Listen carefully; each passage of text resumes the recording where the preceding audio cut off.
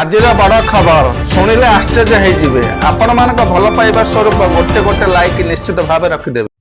Middle ଇଷ୍ଟରେ America ଏବଂ Iran ମଧ୍ୟରେ ବଢୁଥିବା ଉତ୍ତେଜନା ପରେ ତେହେରାନ ସ୍ଥିତ ଭାରତୀୟ ଦୂତାବାସ ଗୁରୁବାର 23 ଏପ୍ରିଲ 2026 ଦିନ ଏକ ନୂତନ ଏବଂ କଠୋର ଟ୍ରାଭେଲ ଆଡଭାଇଜରି ଜାରି କରିଛନ୍ତି। ଦୂତାବାସ ଭାରତୀୟ ନାଗରିକମାନଙ୍କୁ ଇରାନ ଯାତ୍ରା ନ କରିବାକୁ ଚେତାବନୀ ଦେବା ସହ ସେଠାରେ ଥିବା ଭାରତୀୟମାନଙ୍କୁ ସୁରକ୍ଷିତ ଭାବେ ବାହାରି ଯିବାକୁ ନିର୍ଦ୍ଦେଶ ଦେଇଛନ୍ତି। ତେହେରାନ ସ୍ଥିତ ଭାରତୀୟ ଦୂତାବାସ ଆଡଭାଇଜରିରେ କହିଛନ୍ତି, ଭାରତୀୟ ନାଗରିକମାନେ ଆକାଶପଥ କିମ୍ବା ସ୍ଥଳପଥ କୌଣସି ବି ମାର୍ଗରେ ଇରାନ ଯାତ୍ରା କରନ୍ତୁ ନାହିଁ। ଇରାନ ଯାତ୍ରା କରିବା ସୁରକ୍ଷା ଦୃଷ୍ଟିକୋଣରୁ ବିପଦପୂର୍ଣ୍ଣ ହୋଇପାରେ।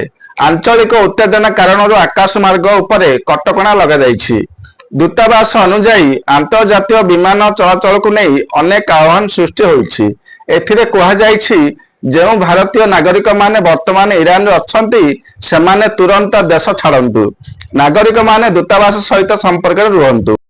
ପରିସ୍ଥିତିର ଗମ୍ଭୀରତାକୁ ଦୃଷ୍ଟିରେ ରଖି ଭାରତୀୟ ଦୂତାବାସ ସମସ୍ତ ନାଗରିକଙ୍କୁ ଅତି ସତର୍କତା ଅବଲମ୍ବନ କରିବା ସହ ସରକାରୀ ନିର୍ଦ୍ଦେଶାବଳୀ ପାଳନ କରିବାକୁ ନିବେଦନ କରିଛନ୍ତି।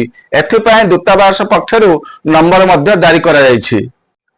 ଭାରତୀୟ ଦୂତାବାସ ଏପରି ସମୟରେ ଆଡଭାଇଜରି ଜାରି କରିଛନ୍ତି, ଯେତେବେଳେ ହରମୁଜ ପ୍ରଣାଳୀରେ ବଢୁଥିବା ସୁରକ୍ଷା ବିପଦକୁ ନେଇ ଆମେରିକା ରାଷ୍ଟ୍ରପତି ଡୋନାଲ୍ଡ ଟ୍ରମ୍ପ କଠୋର ନିର୍ଦ୍ଦେଶ ଜାରି କରିଛନ୍ତି।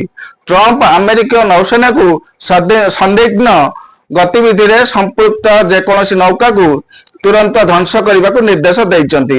ଏଥିସହ ସେ ମାଇନ ସିପିଂ, ସମୁଦ୍ରରୁ ବାରୁଦି ସୁଡ଼ଙ୍ଗ ହଟାଇବା ଅଭିଯାନକୁ ଆହୁରି ଜୋରଦାର କରିବାକୁ କହିଛନ୍ତି। ଡୋନାଲ୍ଡ ଟ୍ରମ୍ପ ନିଜ social media account truth social ପୋଷ୍ଟରେ କହିଛନ୍ତି, ମୁଁ ୟୁନାଇଟେଡ ଷ୍ଟେଟ୍ସ ନୌସେନାକୁ ନିର୍ଦ୍ଦେଶ ଦେଇଛି ଯେ କୌଣସି ନୌକା ସେ ଯେତେ ଛୋଟ ହେଉନା କାହିଁକି ଯଦି ହରମୁଜ ପ୍ରଣାଳୀରେ ବାରୁଦି ସୁଡ଼ଙ୍ଗ ବିଛାଇଥାଏ ତେବେ ତାକୁ ଗୁଳି କରି ନଷ୍ଟ କରିଦିଅନ୍ତୁ।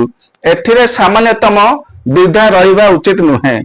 ସେ କହିଛନ୍ତି ଯେ ଆମର ବାରୁଦି ସୁଡ଼ଙ୍ଗ ହଟାଉଥିବା ଜାହାଜ ଗୁଡ଼ିକ ମାଇନ ସୁଇପର୍ସ ଏହି ସମୟରେ ହରମୁଜକୁ ସଫା କରୁଛନ୍ତି। ସେ ଇରାନର ନେତୃତ୍ୱକୁ ନେଇ ଚାଲିଥିବା ବିବାଦ ବିଷୟରେ ଉଲ୍ଲେଖ କରି ଆଞ୍ଚଳିକ ପରିସ୍ଥିତି ଏବଂ ସାମୁଦ୍ରିକ ମାର୍ଗ ଉପରେ ଆମେରିକାର ନିୟନ୍ତ୍ରଣ ଥିବା ଦାବି କରିଛନ୍ତି।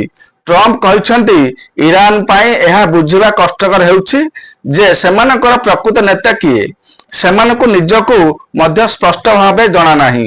ସେଠାରେ ହାର୍ଡଲାଇନର କଠୋରପନ୍ଥୀ ଏବଂ ମଡରେଟ ନରମପନ୍ଥୀ ଗୋଷ୍ଠୀ ମଧ୍ୟରେ ଭୟଙ୍କର ଅନ୍ତର୍ଦ୍ୱନ୍ଦ୍ୱ ଚାଲିଛି।